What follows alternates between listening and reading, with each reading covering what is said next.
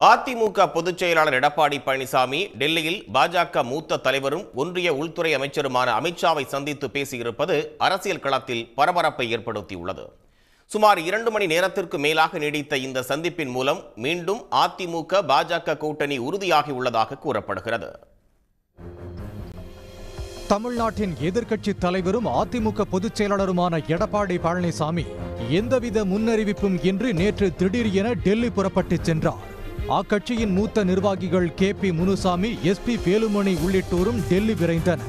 மீண்டும் பாஜகவுடன் கூட்டணி அமைக்கவே இந்த பயணம் என கூறப்பட்ட நிலையில் டெல்லியில் அண்மையில் திறக்கப்பட்ட அதிமுக அலுவலகத்தை காண வந்ததாக பழனிசாமி கூறினார். நாளைக்கு கொடுக்குற நாளைக்கு இன்னைக்கு நாங்கள் எல்லாம் என்னென்ன ஸ்க்ரீன் எல்லாம் போகிறதுக்கு வந்ததெல்லாம் பார்த்துட்டு போகிறதுக்கு நாளைக்கு நான் கொடுக்குறேன். நாளைக்கு நான் மதியம் தான் போகிறேன். யாரையும் சந்திக்க டெல்லிக்கு வரவில்லை என கூறிய அடுத்த சில மணி நேரங்களிலேயே பாஜக மூத்த தலைவரும் ஒன்றிய உள்துறை அமைச்சருமான அமித்ஷாவை அவரது இல்லத்தில் சந்தித்து பேசினார். பழனிசாமியுடன் அதிமுக நிர்வாகிகள் KP Munusamy, SP Velumani, Thambidurai, CV Shanmugam உள்ளிட்டோர் உடன் இருந்தனர். அமித்ஷாவுடன் சுமார் 2 மணி நேரத்திற்கு மேலாக இந்த சந்திப்பு நீடித்தது. அது மட்டும் இன்றி மற்ற நிர்வாகிகளை வெளியே அனுப்பிவிட்டு எடப்பாடி பழனிசாமியுடன் மட்டும் அமித்ஷா சுமார் 15 நிமிடங்கள் தனியாக ஆலோசனை நடத்தியதாக தெரிகிறது. இந்த சந்திப்பின் போது மீண்டும் பாஜக அதிமுக கூட்டணி அமைப்பது குறித்து பேச்சு நடத்தப்பட்டதாக கூறப்படுகிறது. சந்திப்புக்கு பிறகான அமித்ஷாவின் எக்ஸ் தள பதிவும் அவற்றை உறுதிப்படுத்தியது. தொடர்ந்து பாஜக தேசிய தலைவர் JP நட்டாவையும் எடப்பாடி பழனிசாமி உள்ளிட்டோர் சந்தித்து பேசினர்.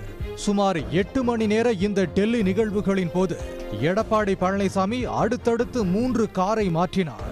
குறிப்பாக டெல்லி விமான நிலையத்தில் இருந்து தமிழ்நாடு இல்லத்துக்கு இன்னோவா காரில் சென்ற அவர் அங்கிருந்து அமித்ஷா இல்லம் செல்ல ஆடி காரை பயன்படுத்தினார். சந்திப்பு முடிந்து வெளிவரும்போது பென்ட்லி ரக காரில் பழனிசாமி வெளியேறினார். டெல்லி வரும் தமிழக பிரதிநிதிகள், உயர் அதிகாரிகள் பயன்படுத்த அங்குள்ள தமிழ்நாடு இல்லத்திலேயே வாகனங்கள் உள்ள நிலையில் எடப்பாடி பழனிசாமி பாஜக தலைவர்களுடனான சந்திப்பை ரகசியம் காத்திட தனியார் வாகனங்களையே பயன்படுத்தியதாக கூறப்படுகிறது.